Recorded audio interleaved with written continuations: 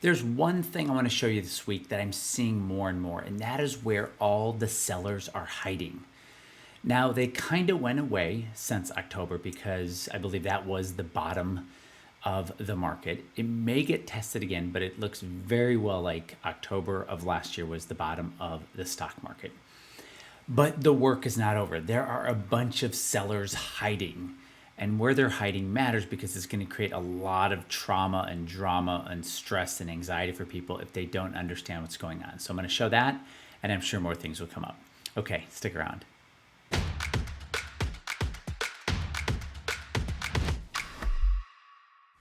Okay, everybody, this is RC Peck. This is Fearless Wealth. This is my weekly video where I look at what I think has the most importance of what's going on this week.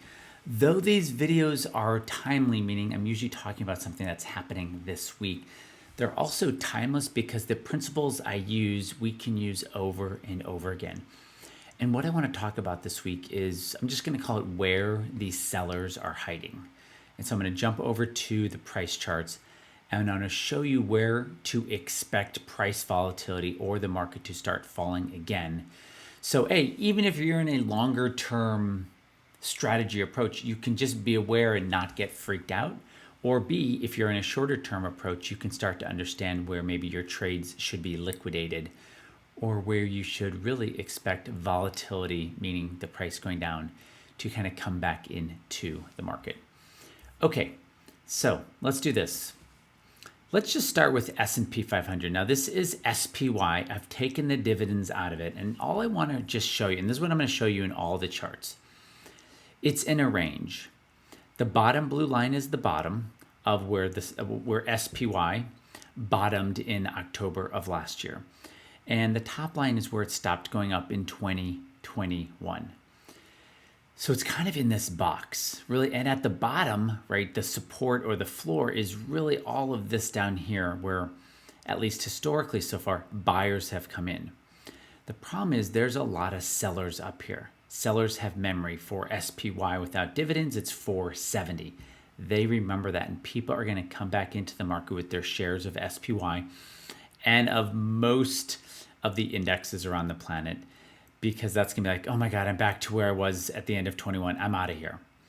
And so we're going to see this time and time again. It looks different, but we're going to be hitting what's called upside resistance, or what's called supply, where people see a price and they supply the market with their own shares. Now this chart right here is still the US stock market, but these are all the mid-cap stocks. This symbol is MDY.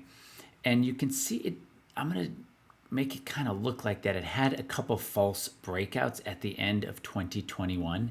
I'm looking at that when I say end of 2021. And it just has kind of gone sideways. And as you can see, it started to get back up to what I'll call the scene of the crime, where sellers started coming back in. And that's what we're looking at. We're looking at a place where the market is getting to where at the end, and in this case, the middle and the end of 2021, people came in and provided their shares, supplied the shares of their mid-cap stocks to the market. And it's not just large cap and mid cap. Here's small cap right here, which barely looks like I changed the price chart. But again, on the top blue line is the high of 2021. You can see how the price tried to break above. This is IJR. It tried to break above 115. And it just couldn't sustain it. And the reason is because people kept supplying the market with their shares of small cap. This is a small cap ETF. But the world was, they were supplying their shares of their small cap stocks. And so, lo and behold, that's what we're coming up to again. A place where the price is going to meet a lot of supply and people are going to start literally supplying their shares to the market. So we're going to see more price volatility coming in front of us. Now, those were three price charts from the US. This price chart is the MSCI EAFE, which is basically an international chart. It's Europe, Far East, Australia. Think of it as all world ex-US. Now, one thing that's different about this, with the other price charts, the bottom stopped for the three previous before the COVID high. This is the pre-COVID high right here. But you notice with all world ex-US, the low went much lower. It actually went down to kind of the middle of the COVID crash. And this is all world ex-US. There's a bunch of different symbols, but this one is EFA, where you can get basically international if you think of US domestic as your domestic. And so even with EFA, it's also moving back up to the scene of the crime, which is up here. That's a triple top. That means a lot of the world, as in the world, supplied their shares, their international shares, 3 times in 2021, meaning EFA could not get above $82 because each 72. Wait, sorry everyone. It is 82. I was looking at something else.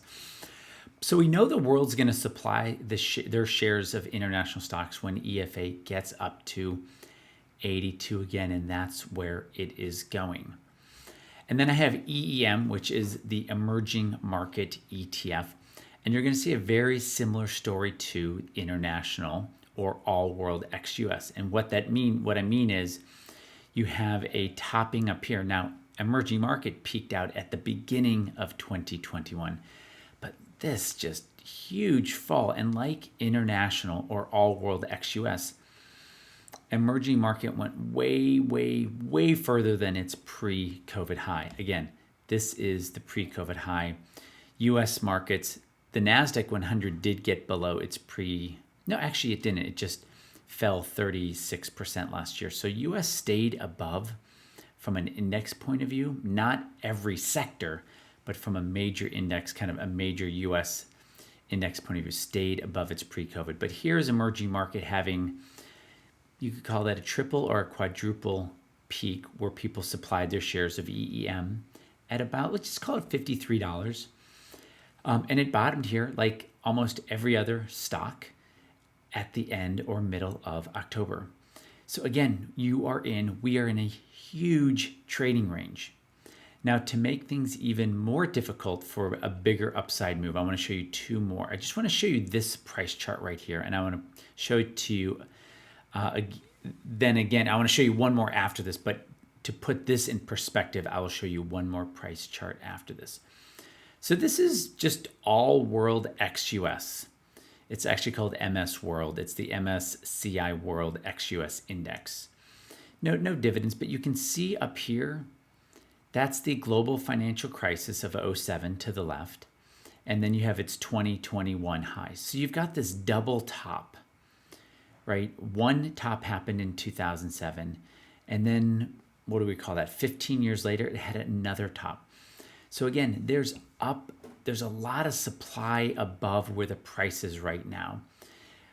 Really all over the world, but very much so ex-US or all world ex-US. Now, that means MS World or all world ex-US did not do anything since 2007. In fact, it's still below. Its 2007 high is there, and it is 11% below its 2007 high.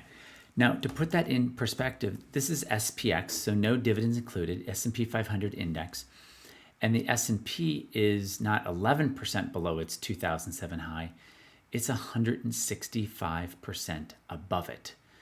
So basically, if you haven't invested in US stocks, you haven't seen anything for 15 years except extreme volatility. And that's a big part of what I'm talking about and what I think is coming in front of us. No drama, but there's a lot of what's called overhead resistance or overhead supply just above a lot of these prices. Now, I'm recording this Thursday, end of market or after the market is closed. And there's been some huge fireworks today, led by some, I'll call them tech companies that have maybe said they're going to buy back 10% of their float. They had better earnings than people expected. So there was major pops all over the market today. And so that really creates a lot of animal spirits in people. Like, oh, I'm getting back in. I got to get back in.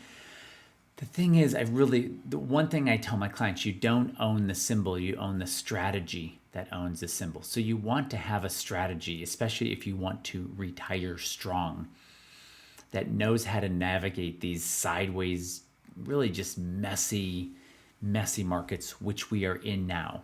So if in fact the market did bottom in October of last year, again, let's just call it 3 months ago for easy math, we're kind of in the more difficult spot now because people are going to get really excited. They're going to see stocks popping 5 or 15 or 20%. And that's going to really want them to move back in. But then right above that, we have people thinking collectively, the old market, the overall market saying, I'm about to supply the market with my shares. So that's what I see coming.